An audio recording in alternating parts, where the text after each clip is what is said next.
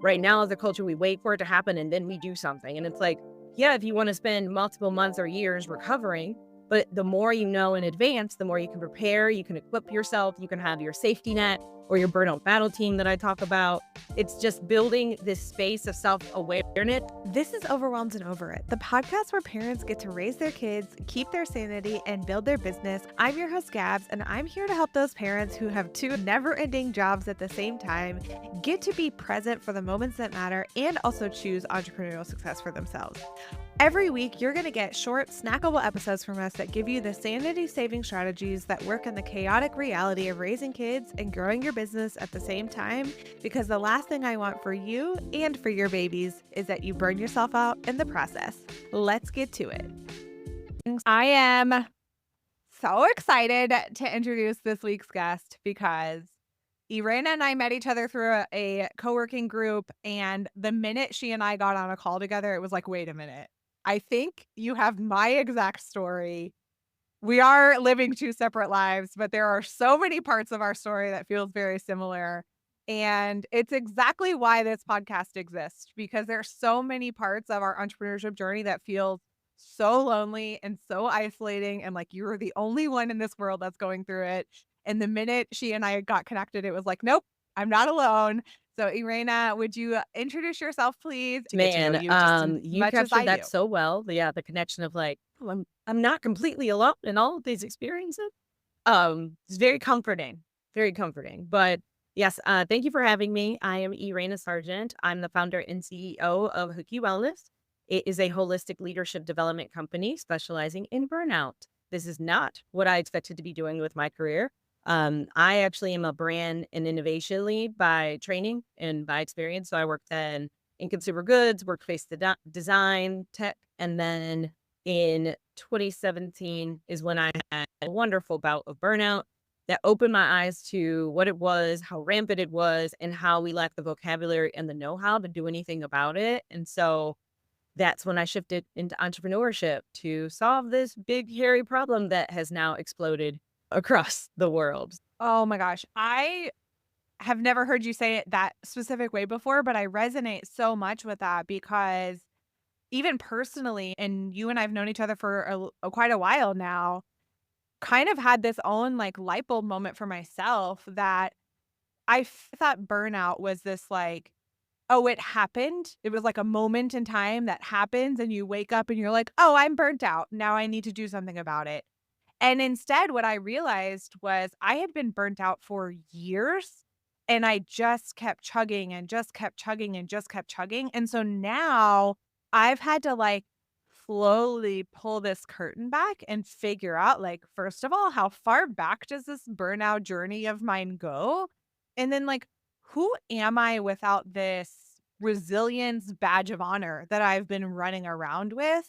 And at this point in time, I think I'm at 7 years of running around with this journey that I am still unpacking, and so I'm so grateful that there are people like you who are teaching us that this can be unpacked piece by piece, little by little, and that it isn't just like one size fits all or one-time journey that we hit and Well, keep I'm moving glad that that from. resonated. You checked all the boxes, said all the things. So I don't know what work is for me to do here, but absolutely right. It's not a one and done. It is not like you wake up and it's like, oh, I'm burned out. This happened overnight. Sorry to say, it takes a while. And it is actually a cycle that most people are on most of the times. What level are you on? It'll help you can and how long you can stay in a more stable position. Like just the world we live in is burnout culture and conditioned, and it's the systems, the structures, the expectations, the norms. It is everything.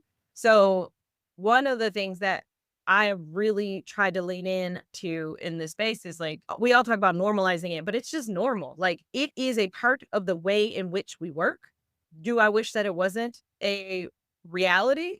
Yeah, that'd be great, but it is. It is where we are, and the quicker we accept it and recognize it, the more we can protect ourselves from it, and the more empowered we would feel to do things differently. Like if you know it is a known risk, then you start to act differently versus it's a secret. It only happens to some. It is something that happens to those that are weak. I'm sorry to tell you, it actually is one of the conditions for high performers. So those who are on your hypo, those who are doing the most, who are the high potential, who are achieving, are actually some of the most high risk individuals.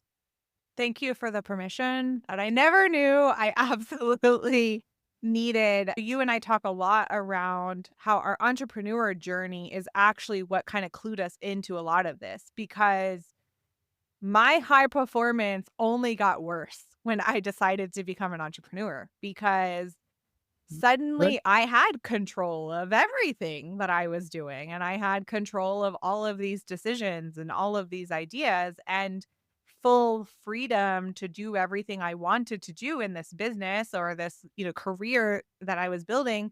But that also meant that my overwork and my just complete limitless boundaries of how much I was working, grew and took over my life. It took me years to be able to wake up and be like, wait a second, you have control of this and you are not using those boundaries that you Mhm. have freedom to use.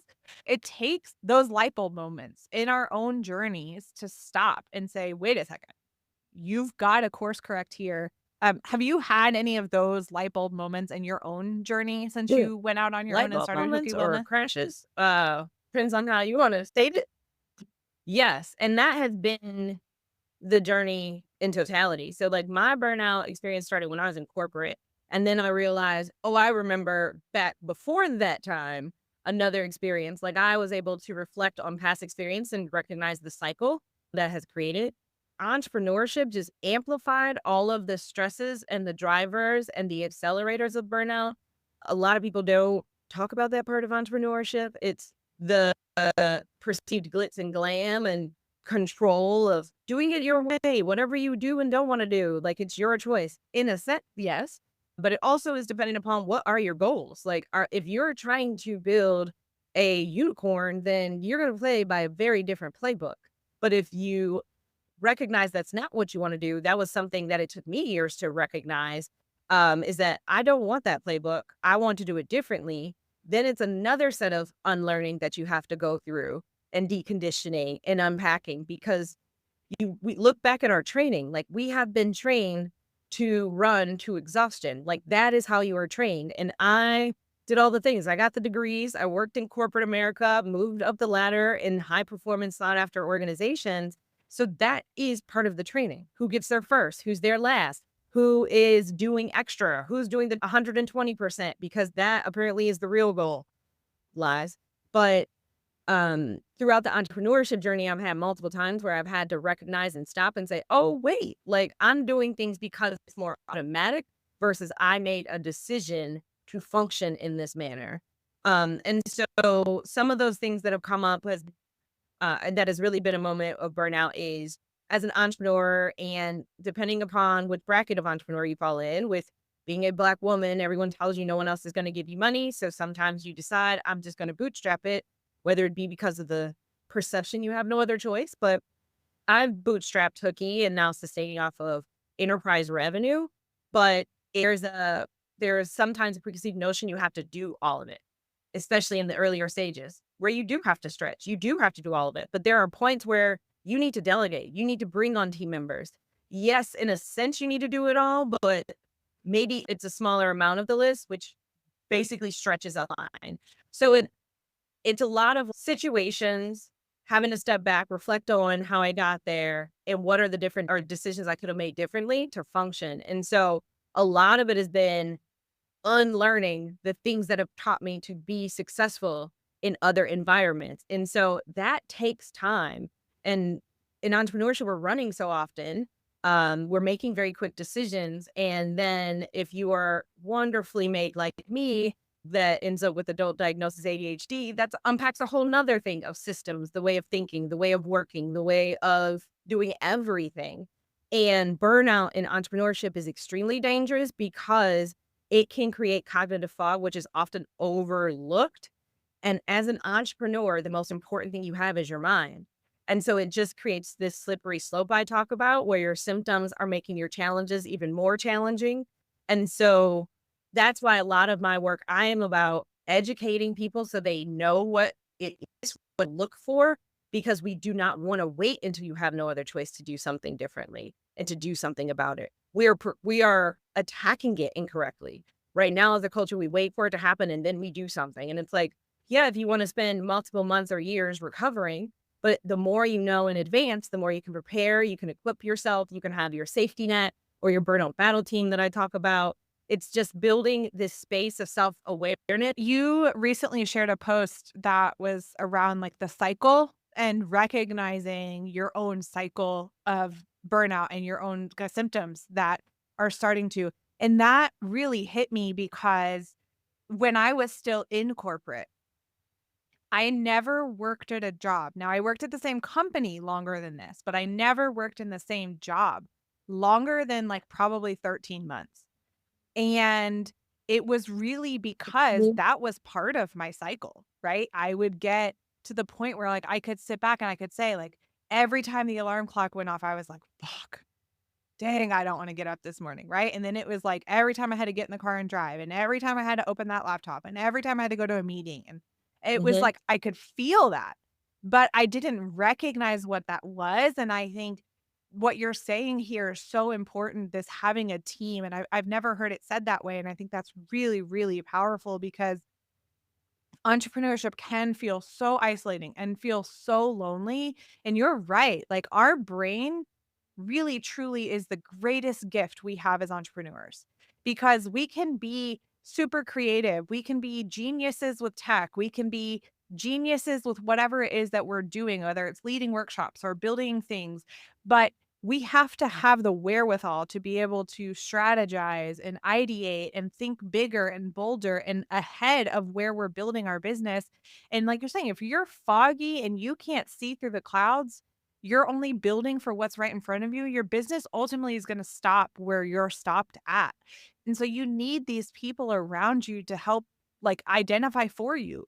Yo, I think you're stuck. I don't think you're thinking big enough. I think you are not taking care of yourself. And it's been some of my people around me that are my best friends in this entrepreneurial journey that say, you need to get away from this dang Yep. computer and go take a dance class or go swim with your kids or go on vacation or get the hell away from your phone because there's nothing else you can do today that's going to make a difference. Because sometimes we just get so short sighted on what we think we have to do. And while I have not been formally diagnosed, I said to my husband the other day, I'm like, I think I have ADHD. And he literally burst out laughing, like literally laughed in my face. And he's like, you think? Yeah. That's a lot of our stories. Yep.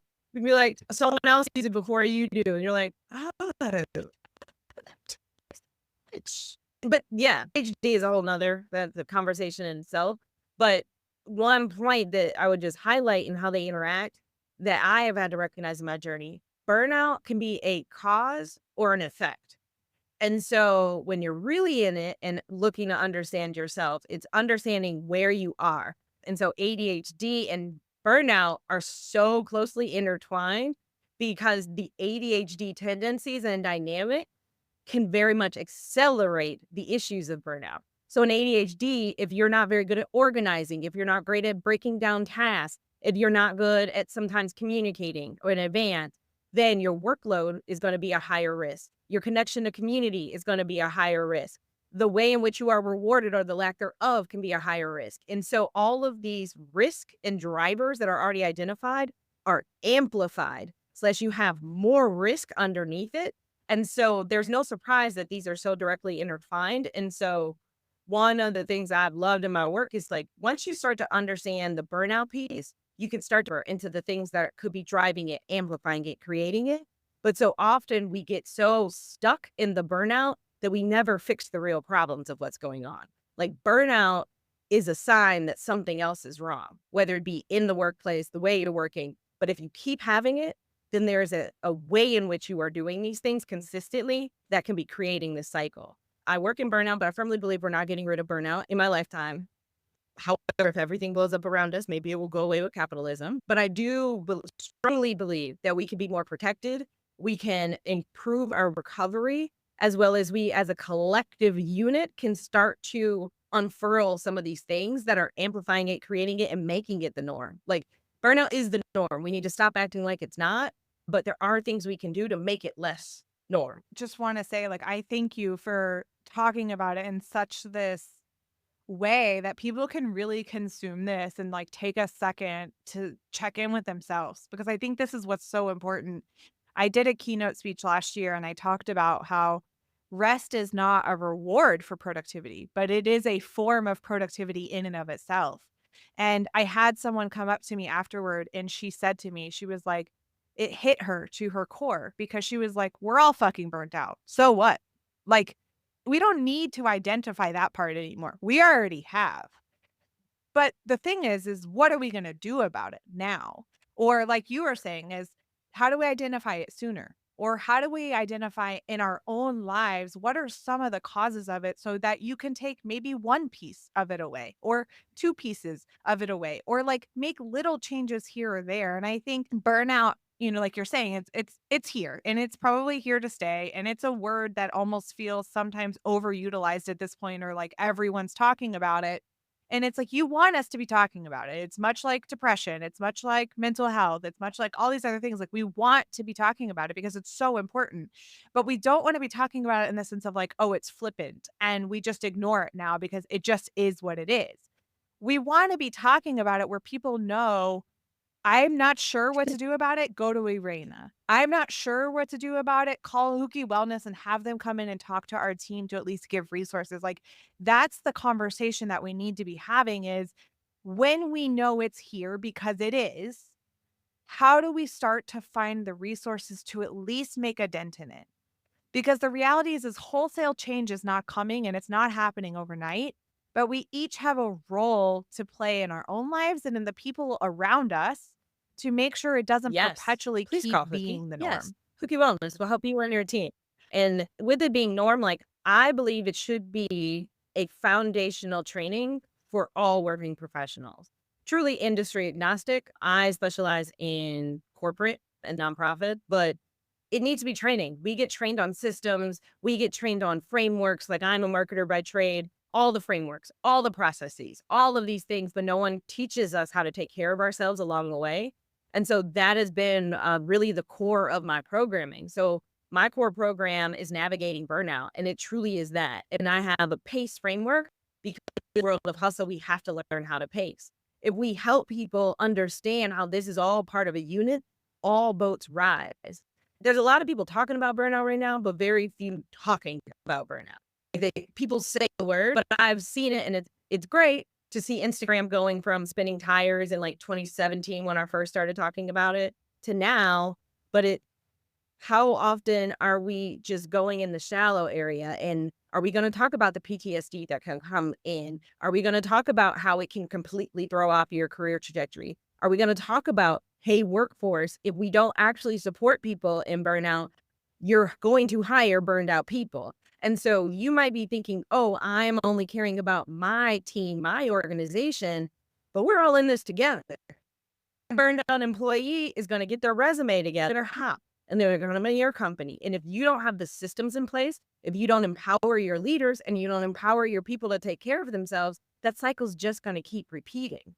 Well, I'm so grateful that you and I got to meet each other and that we've been able to continue to build a relationship. And I thank you for coming to share all of your information here because you've always been super helpful for me. Erayna, how can we help support you in Hooky Wellness as you guys go into 2025? So the big thing with Hooky, we are always looking for new clients. So if you know any leaders of teams, organizations, or full functions that are looking to equip their team to recognize and manage and mitigate burnout, I am your gal. I create programming that is fun and scalable. So from fireside chats to in-person workshops to bringing in mocktails, I like to make stuff fun. And if I don't want to do it, I'm not going to ask you to do it.